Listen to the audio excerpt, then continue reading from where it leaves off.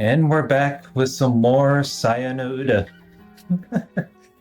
So where we last left off, last parts, it's a very interesting bit of progression. Like, thank fuck there's nothing to pixelize, if anything. So Koji got rescued by Ryoko, who was supposed to be the doctor, but I guess her personality is just outside of her own characteristic. But there was some interesting stuff happening. Apparently there's like a secret lab that was under the main remote cabin. I mean, hey, at least Koji is alive.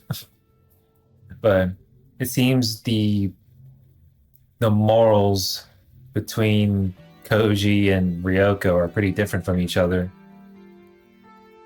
So, and then since it didn't work out, Koji is before he left, she gave him the handgun that Dr. Ogai used to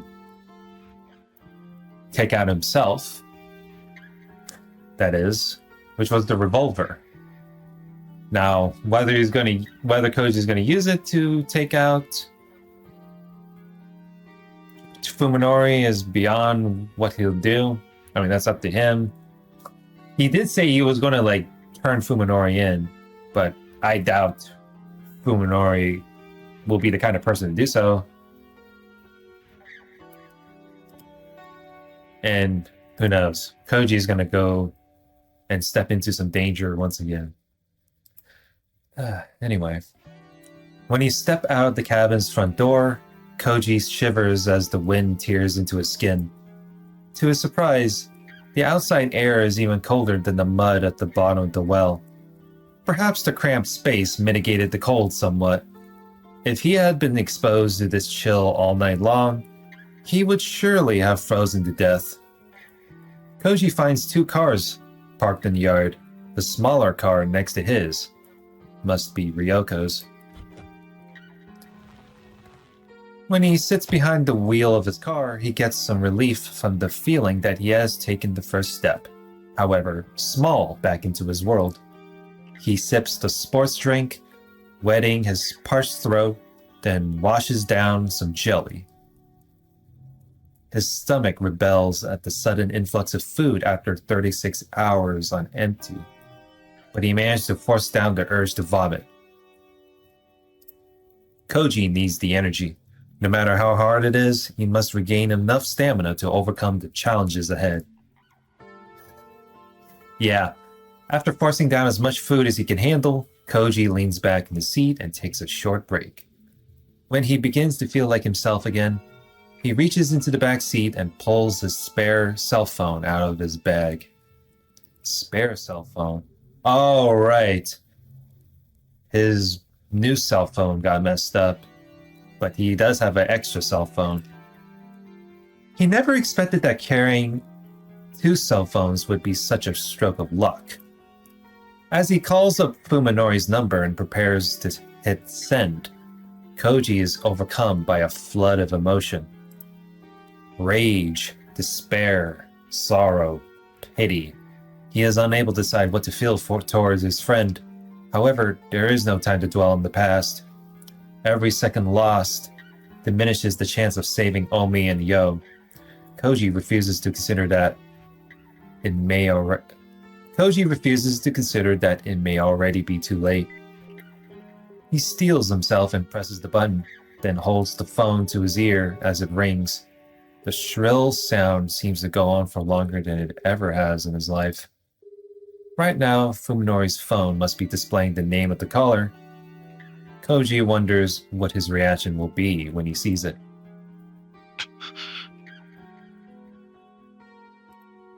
The call goes through. In the silence on the other end of the phone, Koji senses surprise, apprehension,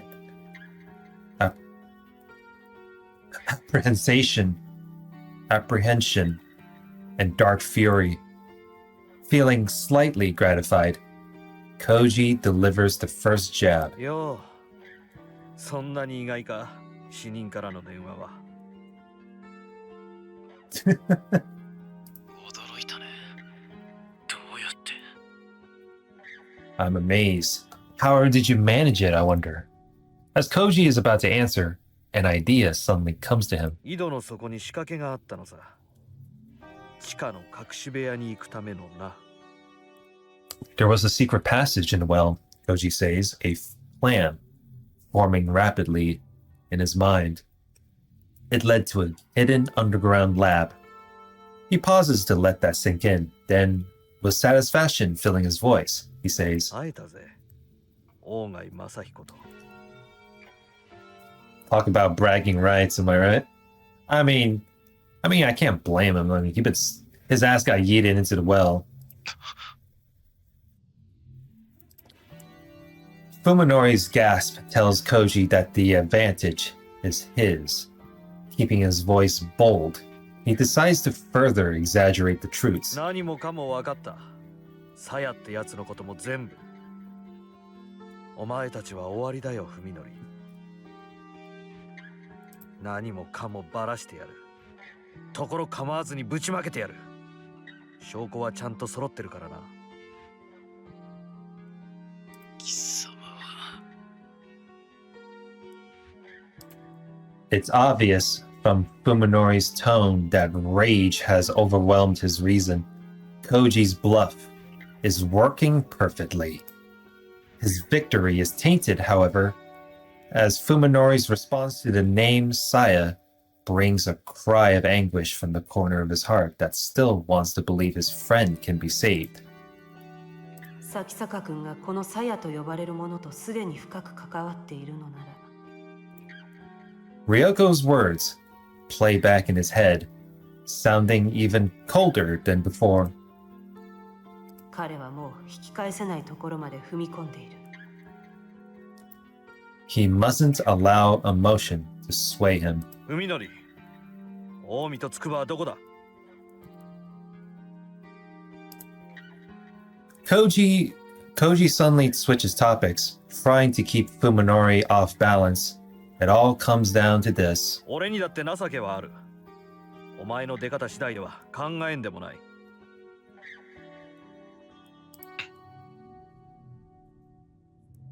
お前がこれ以上誰も傷つけないというのなら、俺にしたことは忘れてやる。この別荘で見つけたことも。Oh, there's some negotiations. I mean, I don't know about the negotiations about this though. Like, Omi is already murdered, and Yo is like kept as a pet.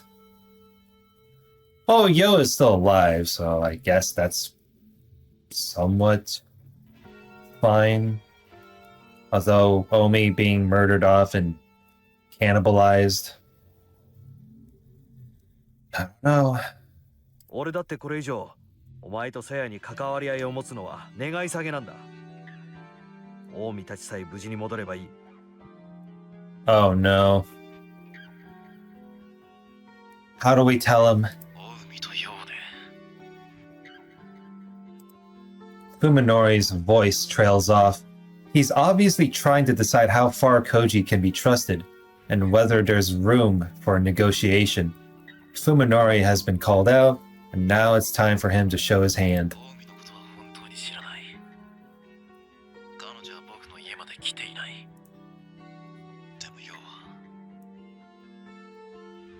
On the other hand, Fuminori pauses, then gives a knowing chuckle that sends chills up Koji's spine.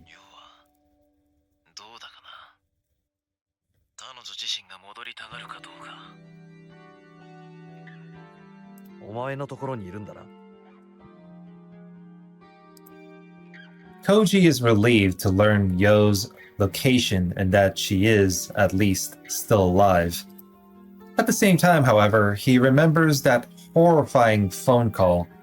It is clear now that Fuminori played some part in Yo's suffering. Had she already fallen into his trap back then? What has happened to her?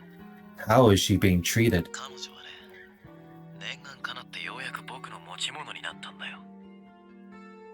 前と近江のお膳立てもようやく実を結んだわけだな。 Her wish has finally come true, Fuminori says with venomous sarcasm. I mean, I guess sarcasm on the internet is venomous after all. According to that, maybe that's what I could use within that wording. She's my property now. I guess you and Omi got what you want after all. Koji feels despair settle over his soul. How much lower will this man go? Must Fuminori seek out and destroy every memory of the friendship they once shared? 筑波を解放しろ。彼女の安全を確認したら、お前らについての証拠を破棄してやる。信用できるか。そっちが責任。お前に選択の余地を与えるつもりはないよ、文則。Koji instinctively realizes that it's dangerous to push his bluff any further. 後でまた連絡する。それまでによく考えておけ。He hangs up without waiting for a response. Fuminori doesn't know that Koji is still at the cabin in Tochigi. Right now, he's probably worrying about whether Koji will show up in 1 hour or 1 minute. Koji hopes that he'll be able to take advantage of Fuminori's confusion. 3 hours. That's how long it will take to race all the way back to Tokyo. Koji is afraid that his body won't carry him through such a long drive. His mind is clear, but his limbs still feel half asleep, like they're weighted down with lead. Although he knows that he has to stay resolute, Koji still longs for the peace he had just a few days ago, when life or death struggles were the furthest thing from his mind. Back then, he could never have imagined himself fighting to rescue a friend from the clutches of a madman. With each passing moment, he feels himself becoming less like the person he was. When all of this is over, will he be able to return to his old life? Or will this change continue until it has consumed him utterly? Time is against him. Every second that passes is wasted. Even so, he decides to allow himself just 5 minutes of weakness. For exactly 5 minutes, he leans against the steering wheel and cries. And when his tears have run dry and his heart is calm, Koji starts up his car and drives away. Well,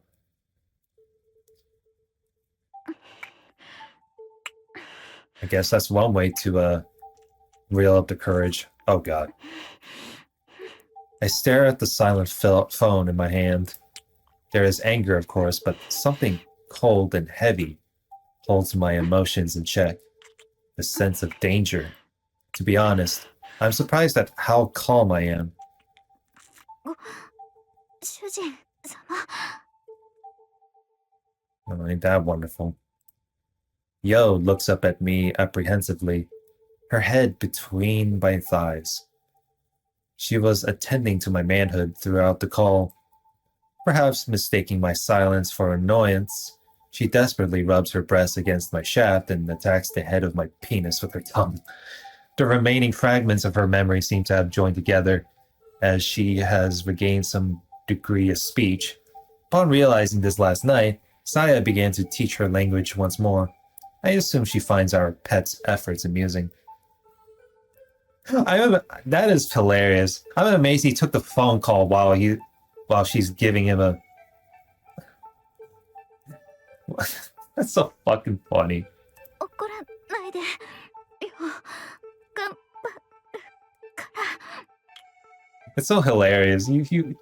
He took the phone call while he was given a tit job. Still gazing up at me pleadingly.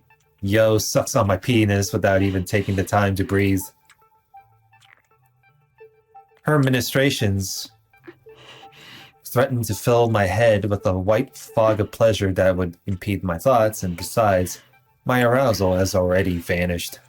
At first, I considered making her stop when I gazed into her puppy dog eyes, However, I begin to think differently. Thanks to Saya, I have a family once again. For the first time, I am becoming aware of the responsibility that places on me. I am now the head of a new Sakisaka household, as well as its only male member. It is my duty to protect, comfort, and ensure the happiness of the women living under my roof. With that in mind, I know that I mustn't show fear or confusion. That would only cause them distress. 続けろよ。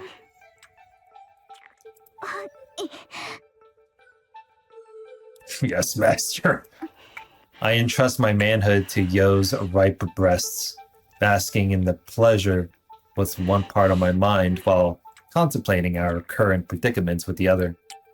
It is clear that I made a grave error when I failed to finish Koji off 2 days ago.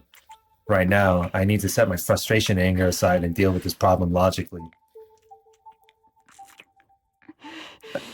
Well, that's definitely your fault, Fuminori. Like, you had a knife on you earlier. You could have just, like, you should have just gravely injured his ass and yeet him down the well.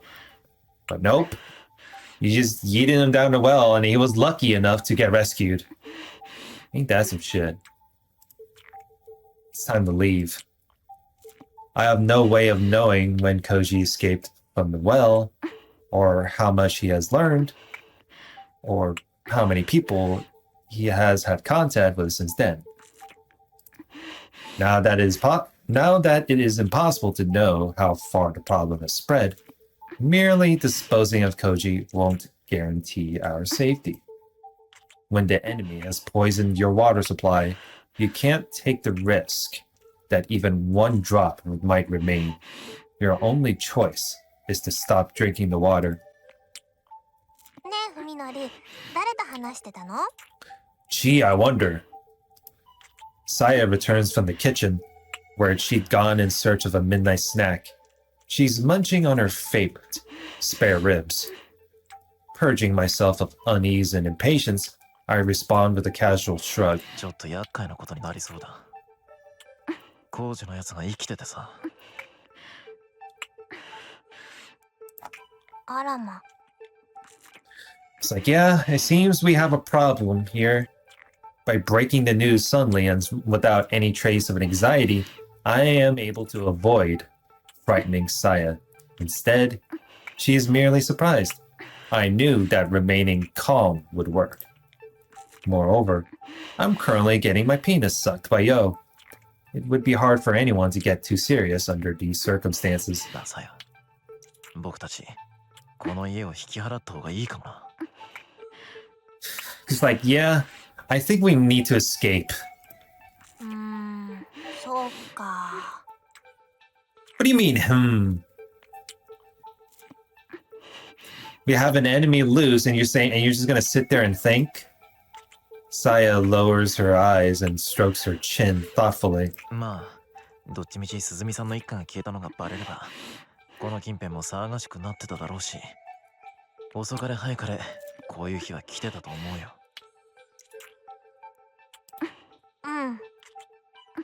Yeah, Saya nods. I can tell that she's reluctant to leave, but at least there is no sadness in her expression. Everything will be fine. I will protect my life with Saya just as I have up until now. I have that power. Knowing that we've overcome one problem fills me with new confidence. そんなことよりさや、もうそろそろ。ダメダメ。 Saya hastily discards her spare ribs and pushes the still sucking Yo off of me. もう、ふみのりったら、陽のおっぱいだと、さやの時より硬くなる？いや、それは。Funori is like, well, oh great. God damn it. Not like this. Despite her scolding tone, Saya gently and passionately wraps her mouth around my manhood. You're gonna get hunted down by Koji, but let's just, have... Oh my god, okay.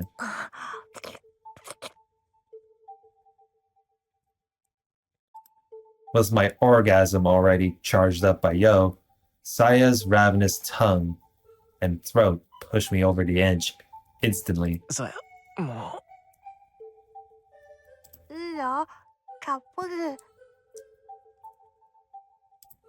Before Saya finishes, I thrust deep into her throat and unleash my lust as I stare into her eyes, wide with surprise.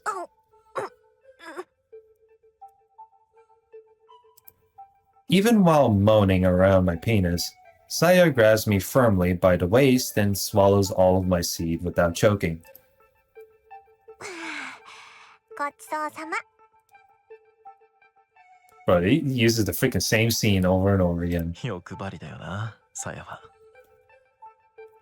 I say, smiling really as I look at Yo, who's lying simply on the floor. 絶対に独り占めなんだな、それ。She doesn't want to suffer from the FOMO, the fear of missing out. 当然でしょ。他の女にあげたりしたら承知しないんだから。 After baring her teeth at me grumpily, she burrows her face into my stomach. 本当に嫌だよ。 It's adorable how Saya goes from angry to pleading like this. I find myself reaching down to muss up her hair. 大丈夫。安心していいよ。さあ、じゃあ急いで支度しよう。 Yeah, better hurry up. Your ass is about to get hunted down any time now.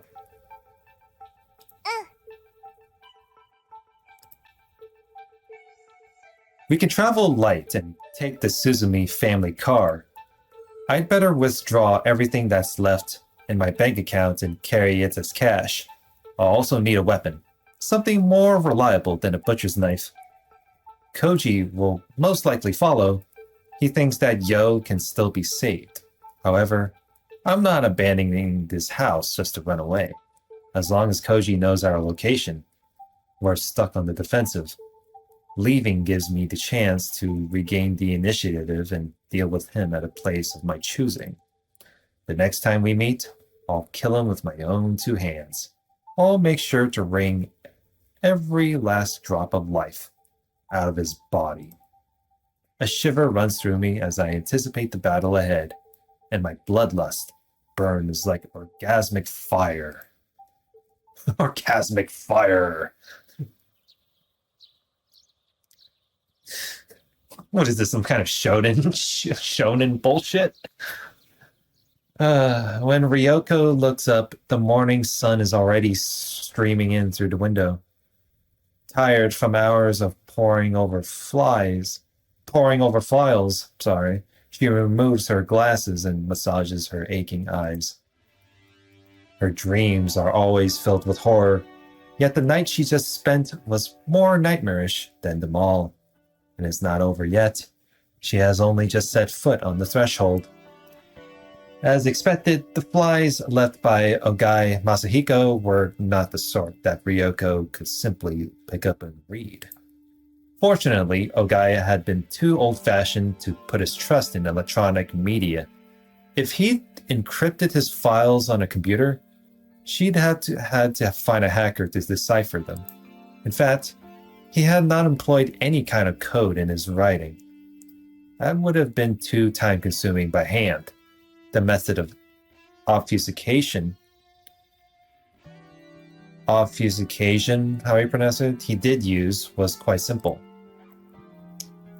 Of the files Ryoko pulled from his underground lab, the majority turned out to be notes and theses from Ogai's days as a student. The important papers were the diaries and research notes that had been scattered throughout the piles of worthless scrap. At first, she was unable to understand the documents that she had found. Each sheet was covered with text on one side and blank on the other. Each line was completely unrelated to the next, making it impossible to glean any meaning from the whole.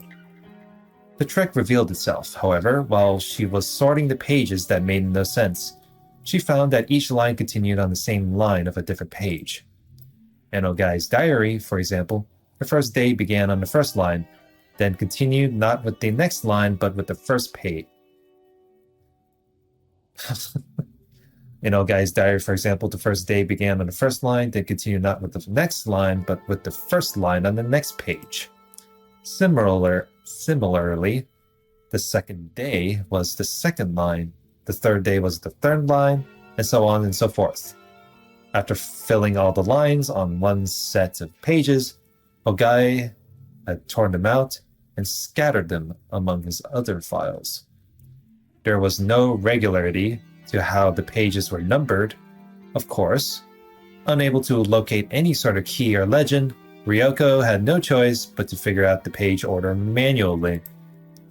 Despite knowing that the task would be exhausting, Ryoko set to it valiantly, after separating all of the loose-leaf sheets from the jumbled files. She began the painstaking process of linking pages together according to the contents of their first line. Valiantly, whatever. She found that Ogai had dismantled and scattered his diary each time he completed a number of days equal to the lines on one page, and had done the same with his research notes every 30 pages or so. The diary was much easier to restore. Because the entries varied in length, later pages had a larger number of blank lines. The page with only one line, therefore, was the last page of the diary, and those with the most blank spaces could be considered closer to the end. Interesting. Is this like a steps within with some crazy shit he's producing? Ryoko's perseverance has paid off, for she has already succeeded in restoring several volumes of Ogai's diary. As she reads them, she feels despair draining her spirit, as it has so many times before. This cursed feeling of powerlessness that comes with knowing hidden truths. Those who have tasted it once shall be beaten down by it again and again, until the day they die. All secrets are connected after all. Once you have glimpsed even the tiniest fraction of the world's true face, you have no choice but to watch in horror as the veil rolls itself back, inch by inch. All that remains is to wait for the day when insanity will crush your reason under its ever-mounting weight. I have succeeded in communicating with the organism. It shows enormous curiosity, and its intelligence is beyond doubt. See research notes for confirmed vocal patterns and body language. Its appetite for knowledge is insatiable, or however you pronounce it, and its learning speed is off the charts. However, it exhibits absolutely no desire to be recognized as an individual. Its ego appears to be quite weak, suggesting a psyche wholly unlike that of a human. The speed of the organism's linguistic development is astounding. When I laughed at its mispronunciations, it immediately picked up the concept of puns. Ever since, it has been employing its entire vocabulary in an attempt to find puns that will make me laugh. Perhaps in a few days' time, it will have learned enough language for us to communicate freely. The organism's command of spoken language is now sufficient to facilitate higher level discourse. But although it has regaled me with questions all day, it remains unable to answer any of mine. Its reply suggests that it gained awareness only after materializing in this universe and has no knowledge of where it came from. I don't know. While I am disappointed, the fact that it has reached this level of intelligence only 1 week after starting to think tells me that there is no end to what I can learn from it. Hypothesis.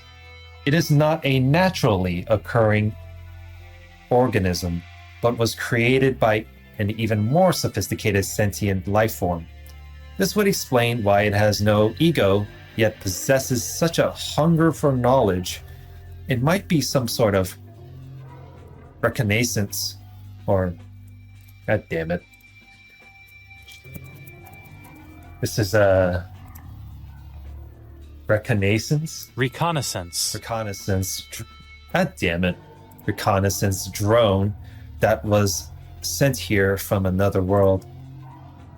My brain is already too tired. Alright? Don't blame me for shit. Let's see. Sent here from another world. Ryoko smiles humorlessly for the upteenth time since she started reading. How wonderful it would be if she could laugh the diary off as the delusions of a madman or the work of a science fiction author. Alas, she knows far too much. Science fiction author. Unless you're referring to Stephen King, that is, or referencing it. Alas, she knows far too much. When she thinks back to the many horrors that Ogai brought into her life, the words before her take on chilling credibility. I have confirmed that the organism's brain power far surpasses any human's. This morning, I taught it about prime numbers. After I explained the Lucas-Lehmer test, or Mersenne primes, it immediately began to list examples that it had calculated in its head. I was only able to confirm by memory up to number 10, M89, but it continued to list further examples without any trouble. I left it to its calculations, and when I returned a few hours later, I discovered that it had written down more than 70 of them. I am assuming that Dr. Ogai discovered some organism. I assume it's Saya, and it's like teaching the thing various things, I guess. Computers all over the world are currently working to calculate Mersenne primes, but the last one I remember being found was the 39th back in 2001. When I entered several of the results into my laptop and ran the Lucas-Lehmer test on them, I found that everyone was correct. The same is no doubt true of the rest. After all, the organism has never shown the pathological need for respect that would lead it to lie about its accomplishments. I see no reason to doubt its veracity. If I could reveal to the world an expedient method for discovering Mersenne primes,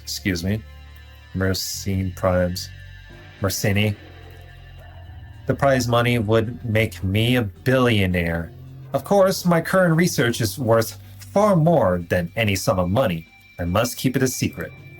The organism's computational speed exceeds that of even the most powerful supercomputers.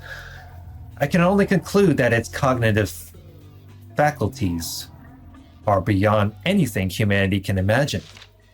At the organism's request, we have begun a new field of study.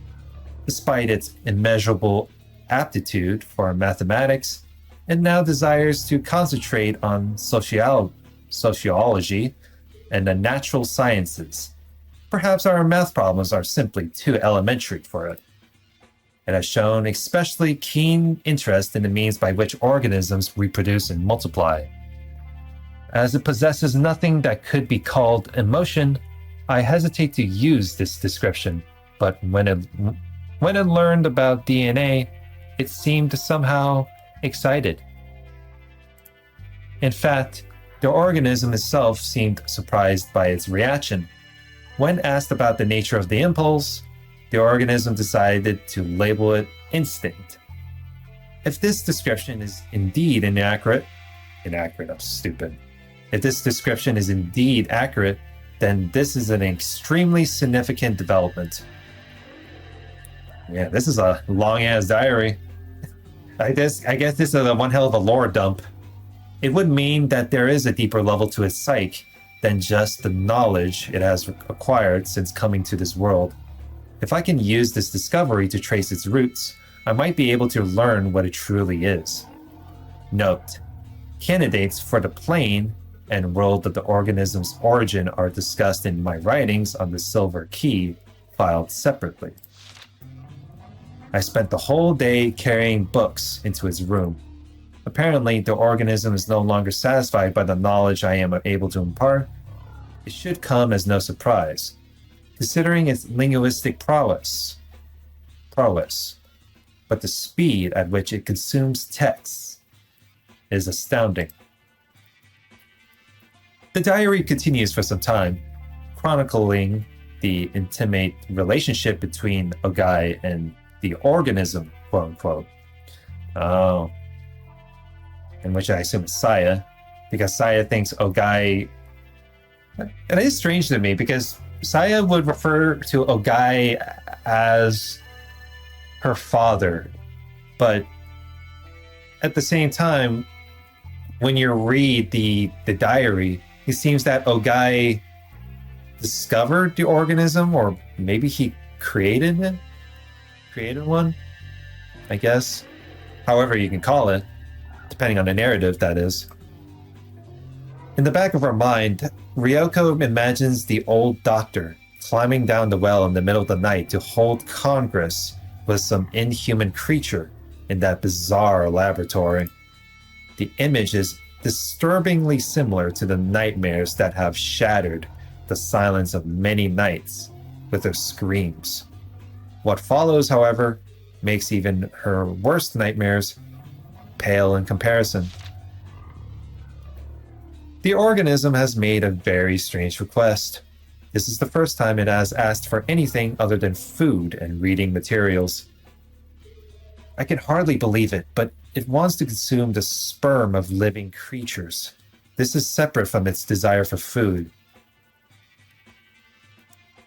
Once again, it is describing this impulse as instinctive.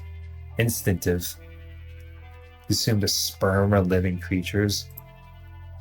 Now that it has declared itself a life form that requires the seed of males, it has begun to identify itself as female.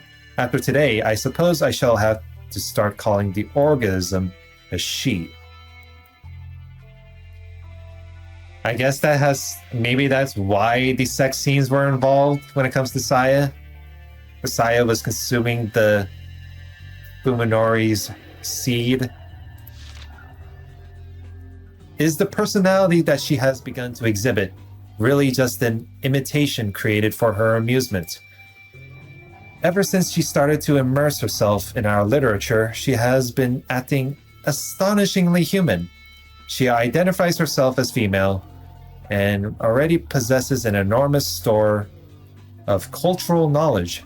Is she trying to create a human identity for herself based on these? I have seen her laugh, grow angry, and today she cried. Is she just copying our emotional displays?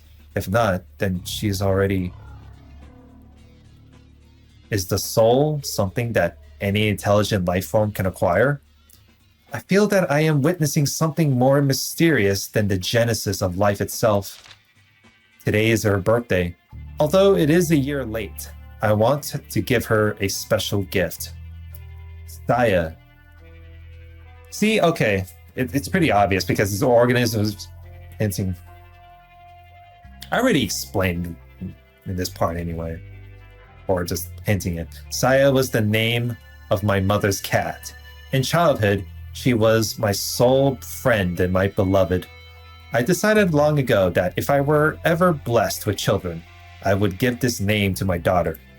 Happy birthday, Saya. Let this be the name of your soul. You have earned it. The ability that Saya has discovered in herself is showing more extraordinary results each day. I have no doubt that she is a kind of artist. What exactly is it that she created in her body from the rat semen I gave her? What the fuck? Dr. Ogai fed her rat semen? I guess test rats are a thing, but still. Oh, whatever. At this point, I can only surmise that it is a type of retrovirus. Retrovirus. A reverse transcriptase enzyme that creates exactly what she desires. The rats. The rats. When I think of rats, I think of Toho, the fucking clown. The rats that have been transformed by her art are so very beautiful now. The many enzymes secreted by her body and the various appendages she uses are discussed in detail in my biological observations, filed separately. Here, I will say this. By witnessing Saya perform her operations on several rats, I have gained much confidence in my theory that her body is designed specifically to manipulate the biology of other organisms.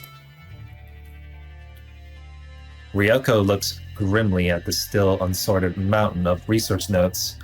When she finally manages to separate those papers, she will probably find the many other files mentioned in the diary.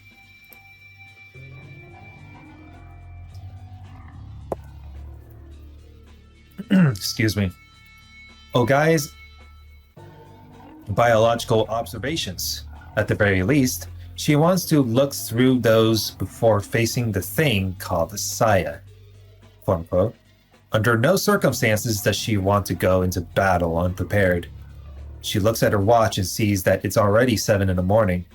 Assuming Tono Koji made no stops, he should be arriving in Tokyo about now. Now that it's too late, she wishes she stopped that stubborn fool from leaving, even if she'd had to shoot him in the leg to do it. Well, that's your fault then. It's already 42 minutes in. Do I want to start from here? No, let's continue. Koji pulls up 2 blocks away from the Sakisaka house and stares at the silent building. In the bright light of morning, the house seems enshrouded in a dark miasma, like a black hole torn out of the landscape. Is it just a figment of Koji's imagination? Every window is closed, offering no glimpse of the inside. Koji has no way of knowing whether Fuminori is home. A pedestrian walks his dog down the street, glancing back at Koji through the windshield after he passes by. Koji isn't surprised by the attention. He hasn't bathed or changed clothes since spending the night buried in mud, so he must look like a vagrant, even inside his car. He should have went to the hot... See, you should have took the advice from Dr. Ryoko. You should have took the hot springs. Maybe that'll clean him. Even inside his car. When he looks into the rear view mirror, he sees the haggard visage of a man with 1 foot in the grave staring back at him. It's hard to believe that the tired, unshaven face is really his. If he stays here for too long, someone might report him to the police. He'd better pull himself together and get moving. He drives slowly up to the front of Fuminori's house, quickly checks to make sure no one is around, and gets out of the car. Anyone who might be in the house probably heard the sound of the engine, but there's no point in worrying about that now. Koji walks swiftly to the gate and yard to the front door. He puts his hand on the doorknob, foregoing the bell. The time for such pleasantries has passed. I mean, no point of using the doorbell if you already know that you're betrayed, so. The door is unlocked, and the knob turns easily in his hand. He puts his ear to the door and listens for any sign of life. He's acting like a thief. He realizes with some shame, but that is the least of his worries now. No sound from within. No sound from within. After checking the street again to make sure no one is looking, he quickly opens the door and disappears inside. An indescribable stink immediately assaults his nostrils. He is already prepared for anything, however, so rather than discourage him, the stench only sharpens his caution to a razor's edge. He has crossed this threshold many times in the past, and his memories of days spent here are still bright. So why? Why does he feel the same ominous, blood-chilling aura that pre-meted Ogai's home and cabin? Anger and sorrow seize Koji's heart, as though a dear friend's grave has been defiled. Koji doesn't remove his shoes before entering. He knows why he's here, and it's not to be polite. Every storm shutter is closed.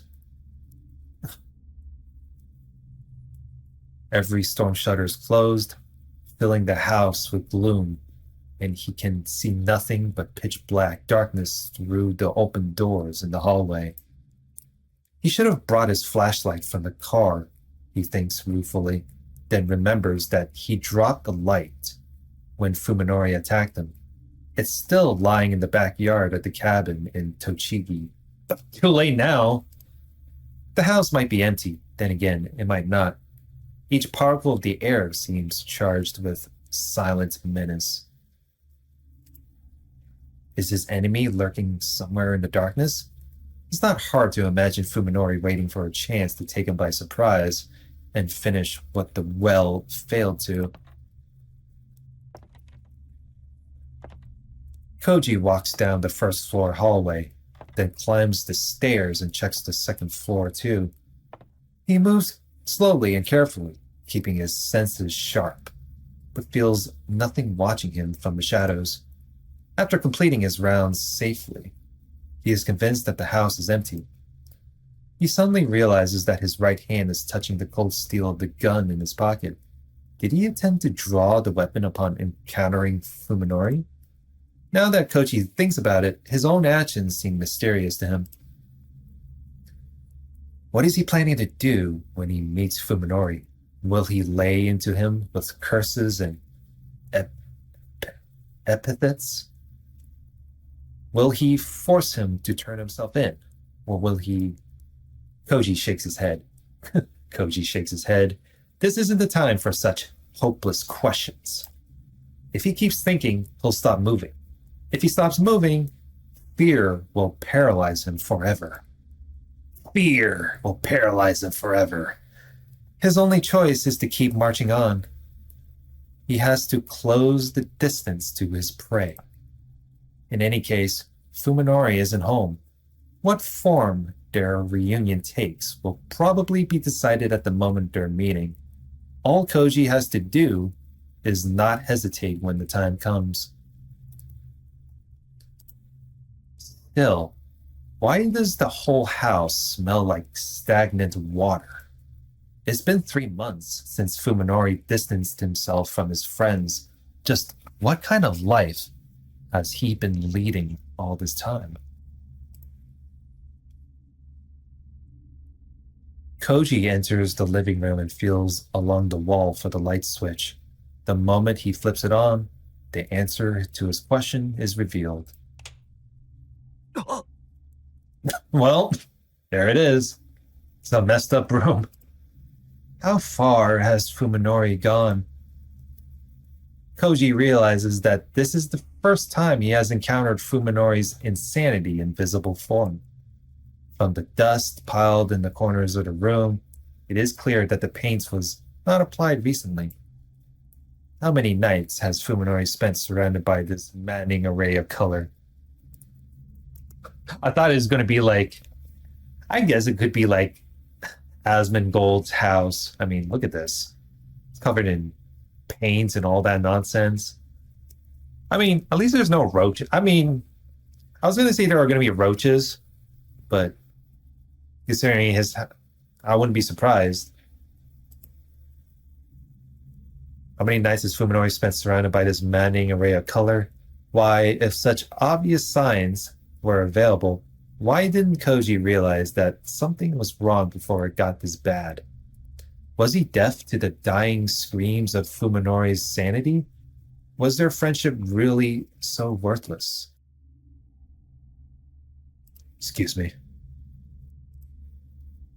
Really so worthless. As he stands petrified in the unfamiliar living room, Koji directs his anger entirely at himself. If he could, he would like nothing more than to apologize to Fuminori for failing to help him through his suffering. Koji feels that he might have been able to save his friend. Perhaps he is arrogant to think so, but if so, it is arrogance born of kindness. Koji Bassett. Oh no. Just wait till he opens the fucking fridge. Oh god. This is already bad enough as is.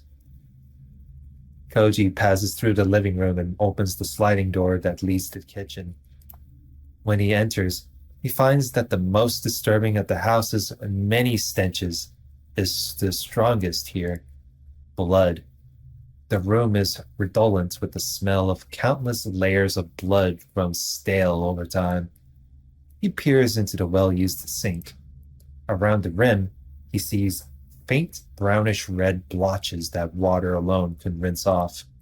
Even more obvious are the stains on the dish rag. Such stains are proof that the rag has been used, and reused countless times. But what could it have been used on to make it that sickening burgundy color? Koji stares at the refrigerator next to the counter as though it were a monster. Waiting to swallow him whole.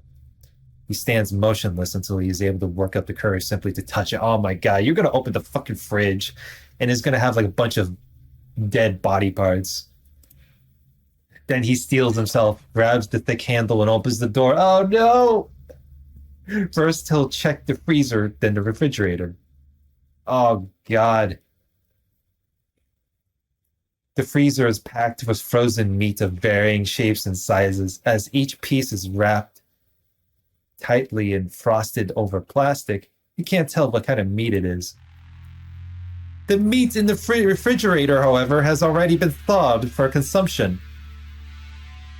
Oh, no.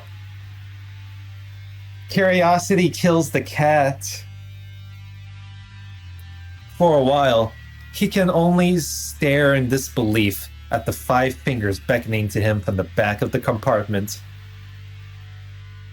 I can tell by the hands with the fingernails that it has to be either Suzumi's wife or Omi. They are the long, slender fingers of a woman. Their bluish tinge giving them the appearance of waxworks. Koji is unable to remember what Omi's hands looked like, even though he has kissed her fingers countless times. When he finished crying after his conversation with Fuminori, Koji promised himself that he would not cry again, and in fact, he does not. He regrets his decision, however. He indulged himself too early. He should have saved his soothing tears for this moment, for now he knows that truly, nothing is sacred. At last, his doubts about Fuminori have been utterly obliterated. Koji pulls Ogai's revolver out of his pocket and wraps his hands around its grip like he would a charm. Its definite presence, its promise of merciful annihilation, is the only thing keeping his sanity intact. He will surely use it to kill Sakisaka Fuminori, not for revenge, not for justice, but to make this world once more a place governed by reason. For that purpose alone, he must eliminate the anomaly. He breathes deep, exhales, then lifts his hand before his face and stares at his spread fingers. All right, he's not shaking. He is prepared to face his new objective. Koji sticks the revolver back into his pocket, and pulls out his phone. There are 2 choices of mine.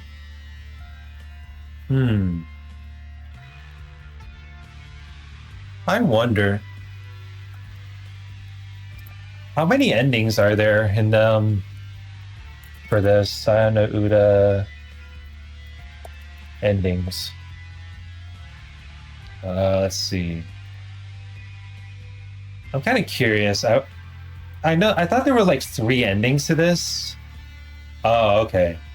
So there are 3 endings total. I thought there was going to be 4, but let's see. But I think it's a good place to end it from here. So let's see here. Oh, that's quick save. That's not what I wanted to do. I want to open up the save. What? Why is it going? Okay, there we go. So save here, and then we lock the save. All right. So next parts, we're gonna choose between the 2 endings. I'm probably gonna keep the endings pretty separate. One with the calling up Fuminori or calling up Ryoko. So, because I'm not a big fan of having to merge those 2 all together and make it a full entire long ass video. Because it's probably too long for some people. I'm pretty sure, well, no one watches my fucking that irrelevant ass YouTube channel to begin with, but I'm going to keep those 2 endings pretty separate. So, next parts, I'll see if I can finish up the rest of the read-through of Sayo no Uda, given these 2 choices. So, like, comment, and subscribe, and I'll see you guys later. Have a good one.